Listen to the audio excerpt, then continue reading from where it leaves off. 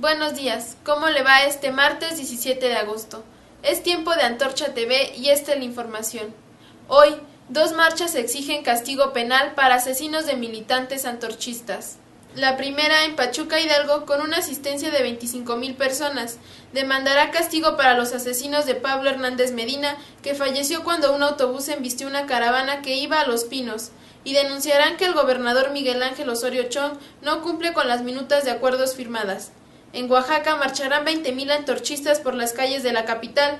También exigirán castigo penal contra los asesinos de Simón Antonio Santos, muerto por los líderes de San Juan Mixtepec, mismos que secuestraron durante 70 días a 35 campesinos antorchistas. En Hidalgo, los ciudadanos exigieron que el alcalde de Mixquiahuala construya obras de infraestructura. Con una marcha integrada por un contingente de 150 personas de diferentes colonias pertenecientes al municipio de Mixquiahuala, en Hidalgo, Antorcha Campesina reclamó la desatención de la administración municipal para cumplir con infraestructura de primera necesidad que requieren sus pobladores, entre las que destacan la pavimentación de calles de colonias como Cañada, Fraccionamiento Los Ángeles, La Morelos, Hawái, Veracruz y Benito Juárez.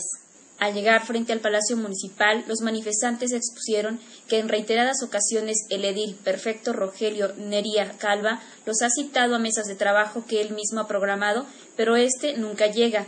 Los antorchistas pertenecientes a 10 colonias también increparon la indiferencia con la que ha tratado sus asuntos, pues afirmaron que desde el 25 de febrero de este año le fue entregado un pliego petitorio de obras para que, de acuerdo al presupuesto asignado al municipio, se evaluara cuáles serían posibles. ¡Rogelio se esconde! ¡Se esconde y no responde! ¡Rogelio se esconde! El activista advirtió que existe toda la disposición de los antorchistas para llegar a acuerdos, pero de igual forma quieren una respuesta clara en cada uno de los puntos planteados y no se les engañe como lo ha hecho anteriormente al comprometerse y no cumplir. Tras unas horas de mitin político, los antorchistas fueron recibidos por la secretaria municipal, Norma Angélica Pagola Romero, quien les informó que el presidente no se encontraba, pero se les había programado una cita para el siguiente viernes a las 9 de la mañana, comprometiéndose nuevamente a escucharlos.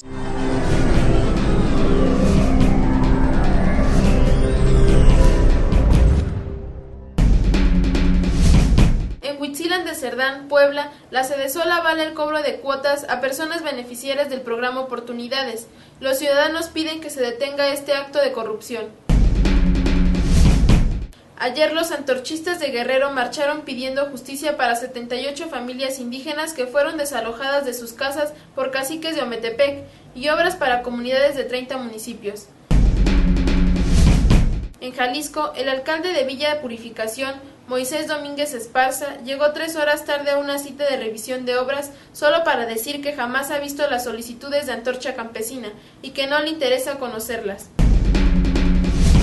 En Sinaloa, el fin de semana terminó el tercer curso de verano que imparte el Instituto Macuilxochitl Campus Los Mochis, en el que participaron 50 alumnos. Esta es la segunda parte de la entrevista, la cuota de sangre del movimiento antorchista. En menos de 4 meses, esta organización ha sufrido el asesinato de 3 de sus militantes en los estados de Oaxaca, Guerrero e Hidalgo. ¿Se trata de una política de Estado para terminar con Antorcha por la vía del miedo y el asesinato?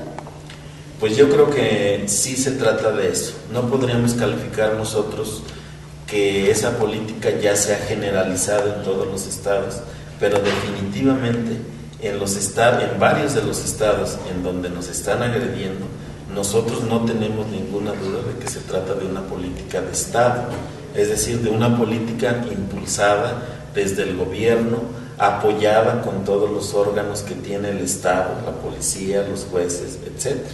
Un caso que puede demostrar eso es el de Querétaro. Todas las instancias que dependen del Estado se pusieron en coordinación para meter a la cárcel a Cristina Rosas. También se demuestra eso en el homicidio de nuestro compañero hidalguense que venía en la caravana de Hidalgo. ¿De qué estamos hablando ahí? De un operativo organizado, orquestado, financiado desde el Estado. Hidalgo, quien operó el homicidio, el atentado, quien lanzó ese autobús en contra de nuestros compañeros, se se apellida Osorio Chong y es el gobernador del estado. Que quien asesinó a Jorge Obispo en Querétaro era el gobernador del estado.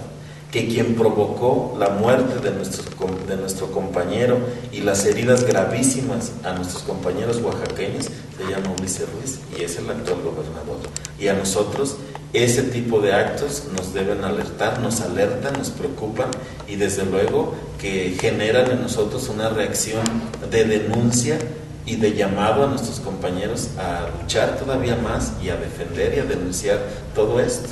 El Estado, en general el Estado mexicano, tiene la obligación de detener este tipo de crímenes, este tipo de acciones en contra de una organización.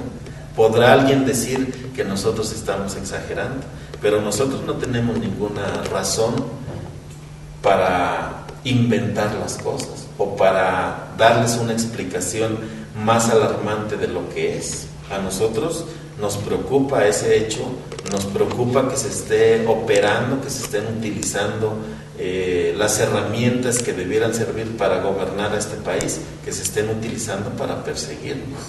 Regresan los tiempos difíciles como Huitzilan de Cerdán, en Tecomatlán y en el año 2000 en Chimalhuacán. Bueno, todavía desde el punto de vista cuantitativo no alcanzan ese nivel. Cuando hablamos de los hechos del 2000 en Chimalhuacán, hablamos de la vida perdida de 10 de nuestros compañeros. Y en el caso de Huitzilan hablamos de decenas de asesinatos contra los indígenas de Huitzilan.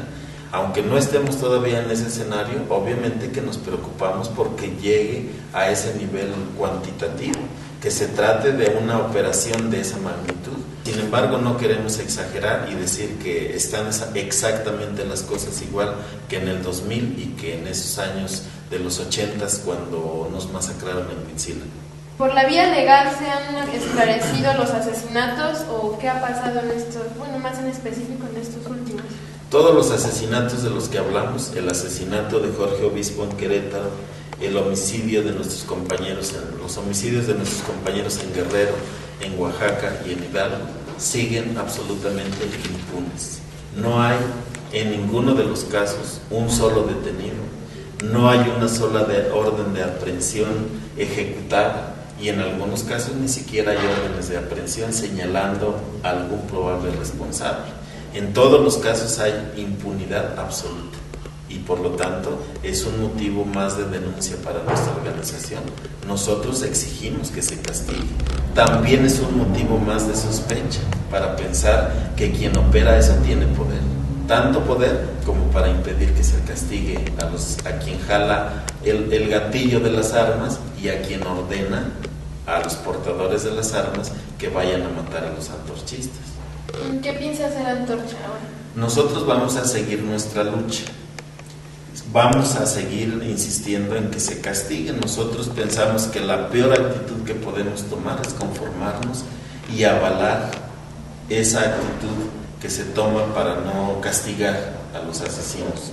Y por otro lado pensamos que la mejor manera de defender a nuestros compañeros y de lograr algún día castigo para quienes los agredieron y para quienes los mataron es que Antorcha se convierta cada vez más en una fuerza social importante, en una fuerza social cuya magnitud haga u obligue a las autoridades a actuar en consecuencia.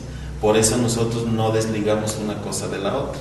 Al mismo tiempo que seguimos denunciando a los asesinos de nuestros compañeros y exigiendo que se les castigue, y al mismo tiempo que señalamos incluso con nombre y apellido a los políticos que los protegen, hacemos todo lo necesario para que la organización tenga la fuerza suficiente, la presencia nacional necesaria para que eso se pueda lograr.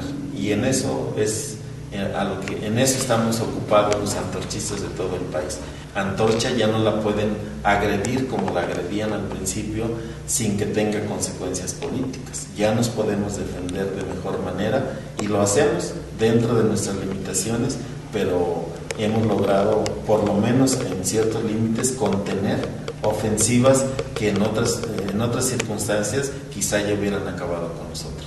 Obviamente este es un tema muy importante para la organización. A nosotros nos interesa sobremanera que se conozca lo que nos ocurre. Se ha vuelto una costumbre de algunos medios de comunicación cuando hay algún asesinado o algún asesinato, decir que se trató de un enfrentamiento, a pesar de que las víctimas sean antorchistas exclusivamente.